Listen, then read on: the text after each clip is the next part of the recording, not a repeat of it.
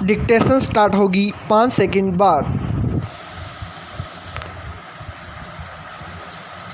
Yes, चुनाव का ऐलान हुआ नहीं कि इस्तीफों का सिलसिला अपने आप शुरू हो जाता है। कुछ नेता टिकट नहीं मिलने से नाराज होकर पार्टी छोड़ते हैं तो कुछ नेता दूसरी पार्टी से टिकट पाने के लिए इस्तीफा देते हैं। भाजपा के पूर्व सांसद प्रभुदयाल कठेरिया ने भी 2 दिन पहले पार्टी के सभी पदों से इस्तीफा दे दिया। उनकी नाराजगी पुत्र को टिकट नहीं मिलने के कारण थी। खबर है कि भाजपा की एक सांसद रीता बहुगुणा जोशी ने भी संसद की सदस्यता से इस्तीफा देने को लेकर पत्र लिखा है।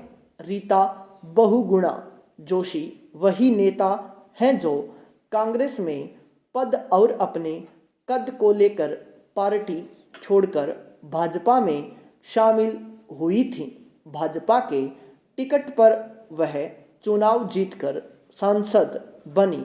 आज जोशी अपनी सदस्यता छोड़कर अपने पुत्र को विधायकी का टिकट दिलाना चाहती हैं। कठेरिया हो या जोशी, दोनों ही नेता उस पार्टी से आते हैं जो सालों से परिवारवाद के नाम पर कांग्रेस और दूसरे राजनीतिक दलों को घेरती रही है।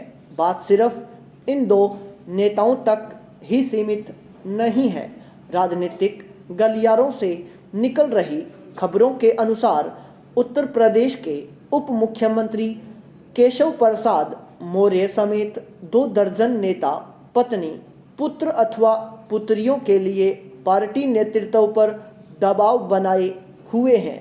राजनीति नेताओं के लिए आज एक उद्योग की शक्ल ले चुकी है। जब तक अपनी चले टिकट पाओ और चुनाव लड़ो। जब अपनी उम्र ढलने लगे तब परिवार के लिए दबाव बनाओ। रीता बहुगुणा जोशी आज सांसद पद छोड़ने के लिए कह रही हैं। बेहतर होता कि पिछले चुनाव में वे खुद चुनाव नहीं लड़कर अपने पुत्र के लिए प्रयास करती। यह किसी से छिपा नहीं कि परिवारवाद के मोह में डूबे नेताओं को शह देने का काम पार्टी का शीर्ष नेतृत्व ही करता है। हर राजनीतिक दल में शीर्ष पर बैठे अनेक नेताओं के परिजन आम कार्यकर्ताओं का हक मारकर राजनीति कर रहे हैं। ऐसे नेताओं के लिए राजनीति विचारधारा या सिद्धांतों की बात नहीं बल्कि रोजगार का एक साधन है। हर राजनीतिक दल इस बुराई पर प्रहार करता नजर तो आता है, लेकिन अपने तरीके से। शायद यही कारण है कि राजनीति आज पैसे वालों और रसूखदारों तक सिमटती जा रही है। जिसके पास पैसा या पहुंच नहीं है वह चुनाव लड़ने की सोच भी नहीं सकता।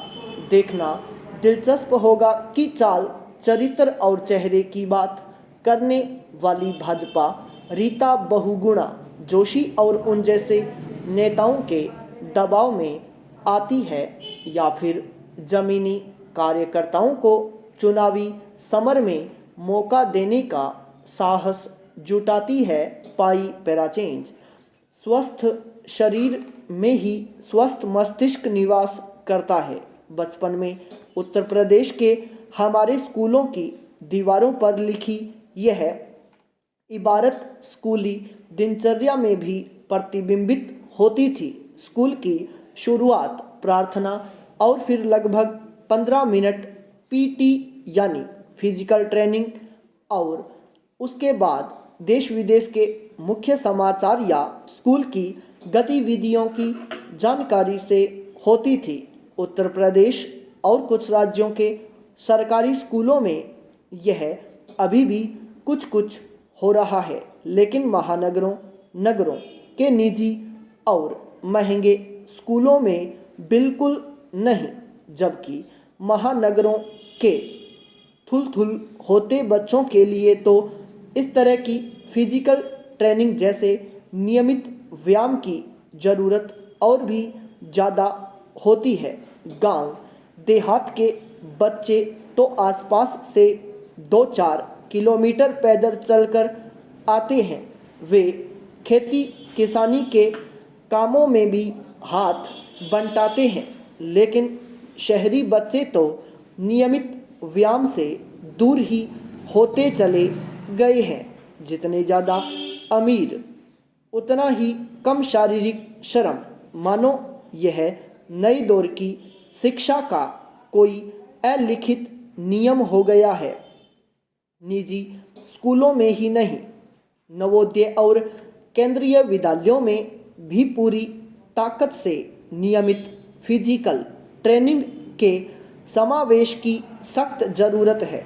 देश की राजधानी दिल्ली में भी योग आदि का खूब ढोल पीटा जाता है, लेकिन हकीकत में न तो कराया जाता है और न उसे लागू करना इतना आसान ही है। योग करने के लिए एक अच्छा फर्श चाहिए, दरी चाहिए और विशेष प्रशिक्षित शिक्षक भी, यानी कई तरह के झमेले। जबकि पीटी में सावधान विश्राम और खड़े खड़े 5-6 आसान व्यायाम पर्याप्त रहते हैं। यहाँ योग से तुलना का मकसद नहीं है, बल्कि इतना रेखांकित करना है कि अच्छी शिक्षा अपने आसपास उपलब्ध सुविधाओं और हकीकत से संचालित होगी, तभी उसका उद्देश्य पूरा होता है और बच्चे और अभिभावक ज़्यादा खुशी से शामिल होते हैं। कोई भी समाज या देश अपनी परंपराओं और आधुनिक बोध को आत्मसात करते हुए ही बेहतर ढंग से आगे चलता है। प्रसिद्ध वैज्ञानिक न्यूटन ने तो कहा भी है कि मैं अपने पुरखों के कंधों पर बैठा हुआ हूँ। पुराने अनुभवों वैज्ञानिकों से सीखते हुए ही मैं आगे बढ़ने में सक्षम हुआ हूँ।